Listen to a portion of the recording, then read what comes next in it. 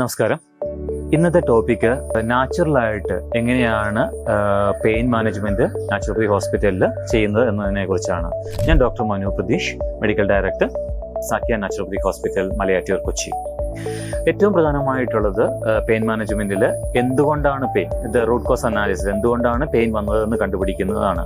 ഒന്ന്, പലപ്പോഴും inflammation കാരണമായിരിക്കാം pain, അല്ലെങ്കിൽ ചിലപ്പോൾ ഹോർമോണൽ ഇംബാലൻസ് കാരണമായിരിക്കാം പെയിൻ, അല്ലെങ്കിൽ ഏതെങ്കിലും സ്ട്രക്ചറലായിട്ടുള്ള ഇംബാലൻസ് പ്രശ്നങ്ങൾ ഉണ്ടായതുകൊണ്ടാകാം പെയിൻ ഉണ്ടായിരിക്കുന്നത്, അല്ലെങ്കിൽ ചിലപ്പോൾ ഇമോഷണലായിട്ടുള്ള അല്ലെങ്കിൽ സൈക്കോളജിക്കലായിട്ടുള്ള ബുദ്ധിമുട്ടുകൾ കൊണ്ടാകാം, അല്ലെങ്കിൽ ന്യൂട്രീഷണൽ ഡെഫിഷ്യൻസികൾ ഉണ്ടാകാം. അതായത് നമ്മൾ ആ റൂട്ട് കോസ് ആദ്യം കറക്റ്റായിട്ട് ഐഡൻറ്റിഫൈ ചെയ്യണം. അത് കഴിഞ്ഞിട്ട് അടുത്ത ഫസ്റ്റ് ലൈൻ ഓഫ് ട്രീറ്റ്മെൻറ്റ് എന്ന് പറയുന്നത് ഡയറ്റ് ആൻഡ് ന്യൂട്രീഷൻ ആണ്. അന്നേരം ഡയറ്റ് ആൻഡ് ന്യൂട്രീഷനിൽ ഏറ്റവും പ്രധാനപ്പെട്ട ഇമ്പോർട്ടൻസ് നമ്മൾ കൊടുക്കുന്നത് ആൻറ്റി ഇൻഫ്ലമേറ്ററി ആയിട്ടുള്ള ഒരു ഡയറ്റിനായിരിക്കാം. കൂടുതൽ ടേമറിക് പോലെയുള്ള അല്ലെങ്കിൽ ജിഞ്ചർ പോലെയുള്ള ഹെർബ്സ് ഉപയോഗിച്ചും, അതുപോലെ തന്നെ ഷുഗർ കണ്ടന്റ് കുറഞ്ഞിട്ടുള്ളതും ആൻറ്റി ഓക്സിഡൻറ്റ് റിച്ച് ആയിട്ടുള്ള ഫ്രൂട്ട്സ് ആൻഡ് വെജിറ്റബിൾസ് ഒക്കെ ഉപയോഗിച്ച് ഒരു ആൻറ്റി ഇൻഫ്ലമേറ്ററി ഡയറ്ററി പ്രോട്ടോകോൾ ആയിരിക്കും ചെയ്യുന്നത്.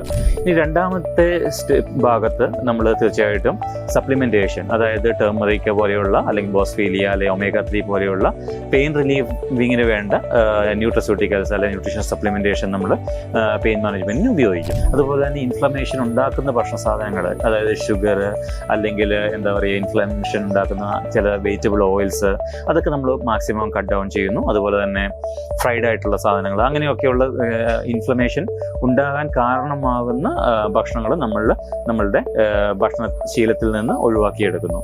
ഇനി അടുത്ത മൂന്നാമത്തെ ഒരു സ്റ്റേജ് എന്ന് പറയുന്നത് ഹെർബൽ ആൻഡ് ന്യൂട്രീഷണൽ സപ്ലിമെൻറ്റേഷൻ ആണ്.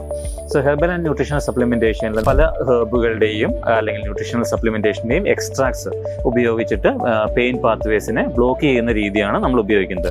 ഉദാഹരണമായി പറഞ്ഞാൽ ഞാൻ മുമ്പേ പറഞ്ഞ പോലെ ടേമറിക്കിൻ്റെ, കുർക്കുമിൻ്റെ എക്സ്ട്രാക്ട്സ്, അല്ലെങ്കിൽ ബോസ്ഫീലിയ എക്സ്ട്രാക്ട്സ്, അല്ലെങ്കിൽ ഒമേഗ-3 ഫിഷ് ഓയിൽ എക്സ്ട്രാക്ട്സ്, അങ്ങനെയുള്ള ന്യൂട്രീഷണൽ സപ്ലിമെൻറ്റേഷനോ അല്ലെങ്കിൽ ഹെർബ്സോ ഉപയോഗിച്ചിട്ട് പെയിൻ പാത്വേസിനെ ബ്ലോക്ക് ചെയ്യുന്നു. ഇനി അടുത്തത് നമ്മൾ ഡിഫറെൻ്റ് ആയിട്ടുള്ള ഫിസിക്കൽ തെറാപ്പീസ് ആണ് ഉപയോഗിക്കുന്നത്. അതിൽ ഏറ്റവും പ്രധാനമായിട്ട് നമ്മൾ ഉപയോഗിക്കുന്നത് യോഗയും അല്ലെങ്കിൽ എക്സസൈസുകളുമാണ്. സോ യോഗ എപ്പോഴും നമ്മളുടെ മസിൽസിൻ്റെ സ്ട്രെങ്ത് കൂട്ടാനായിട്ടും, നമ്മളുടെ ജോയിൻസിൻ്റെ ഫ്ലെക്സിബിലിറ്റിയും അല്ലെങ്കിൽ അതിലുള്ള സൈനോവിയൽ ഫ്ലൂയിഡിൻ്റെ പ്രൊഡക്ഷൻ കൂട്ടാനായിട്ടും ഒക്കെ ഹെൽപ്ഫുള്ളാണ്. അതുപോലെ തന്നെ എക്സസൈസ് തെറാപ്പി ആയിട്ട് നമ്മൾ ഉപയോഗിക്കാറുണ്ട്.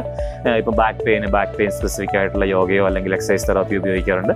അങ്ങനെ ഒരു combination of yoga and exercise therapy നമ്മൾ ഉപയോഗിക്കും.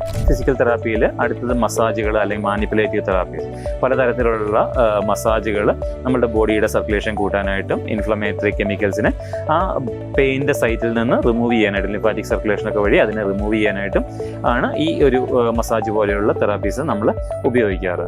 ഇനി അടുത്ത സ്റ്റേജിൽ അതോടൊപ്പം തന്നെ നമ്മൾ അക്യുപങ്ക്ചർ അല്ലെങ്കിൽ അക്യുപ്രഷർ പോലെയുള്ള അല്ലെങ്കിൽ ഇലക്ട്രോതെറാപ്പി പോലെയുള്ള ട്രീറ്റ്മെൻറ്റ്സ് ഉപയോഗിച്ചിട്ട് നമ്മളുടെ ബോഡിയുടെ നാച്ചുറലായിട്ടുള്ള പെയിൻ കെമിക്കൽസിനെ പ്രൊഡ്യൂസ് ചെയ്യാനുള്ള എബിലിറ്റി കൂട്ടി അങ്ങനെ നമ്മൾ പെയിൻ മാനേജ്മെൻറ്റ് ചെയ്യാനായിട്ടും നമ്മൾ ഒരു നാച്ചുറൽ ആയിട്ടുള്ള അപ്രോച്ചിൽ നമ്മൾ ചെയ്യാറുണ്ട്. അടുത്ത ഏറ്റവും പ്രധാനപ്പെട്ട ഒരു കാര്യമാണ് മൈൻഡ് ബോഡി അപ്രോച്ച്. പലപ്പോഴും നമ്മളുടെ ഇമോഷണലും അല്ലെങ്കിൽ നമ്മുടെ സൈക്കോളജിക്കൽ ആസ്പെക്ട്സ് നമ്മളുടെ പെയിനിന് കാരണമാകുന്നുണ്ടാകാം. അന്നേരം അത് നമ്മൾ റൂട്ട് കോസ് അനാലിസിസിലൂടെ കണ്ടുപിടിച്ച് എന്തുകൊണ്ടാണോ ആ ഒരു പെയിൻ മാനസികമായിട്ടുള്ള അല്ലെങ്കിൽ മൈൻഡും അല്ലെങ്കിൽ ബോഡിയുമായിട്ടുള്ള എന്ത് ചലഞ്ചുകളാണോ അല്ലെങ്കിൽ ഇമോഷണലായിട്ട് എന്ത് ചലഞ്ചാണോ ഉള്ളത്, അതിനെ നമ്മൾ ഡിഫറെൻ്റ് ആയിട്ടുള്ള തെറാപ്പീസ്, കൗൺസിലിങ്ങോ അല്ലെങ്കിൽ ന്യൂറോലിംഗ്വിസ്റ്റിക് പ്രോഗ്രാമിങ്ങോ അല്ലെങ്കിൽ മറ്റുള്ള ഇമോഷണൽ സപ്പോർട്ടോ വഴി നമ്മൾ മാനേജ് ചെയ്യുകയും അവരെ പേഷ്യൻറ്റിനെ ആ പെയിൻ മാനേജ്മെൻറ്റ് പെയിനെ ഓവർകം ചെയ്യാനായിട്ട് ഹെൽപ്പ് ചെയ്യുകയും ചെയ്യുന്നു. ഡീടോക്സിഫിക്കേഷൻ, സോ നമ്മൾ നാച്ചുറോപ്പതിയിലും അല്ലെങ്കിൽ ഫങ്ഷൻ മെഡിസിനിലും നമ്മൾ ഉപയോഗിക്കുന്ന അനന്തര പ്രധാനപ്പെട്ട ഒരു ട്രീറ്റ്മെൻറ്റ് മൊഡാലിറ്റിയാണ് ഡീടോക്സിഫിക്കേഷൻ എന്ന് പറയുന്നത്.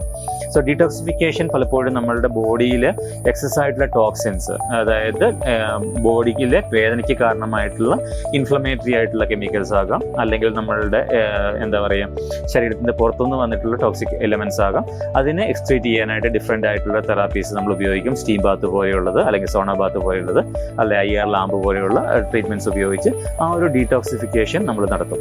സോ ഇങ്ങനെയുള്ള ഒരു കോംപ്രഹെൻസീവ് അപ്രോച്ചാണ് നാച്ചുറോപ്പതിയിലും ഫങ്ഷൻ മെഡിസിനിലും നമ്മൾ പെയിൻ മാനേജ്മെൻറ്റിന് വേണ്ടി ഉപയോഗിക്കുന്നത്. Thank you.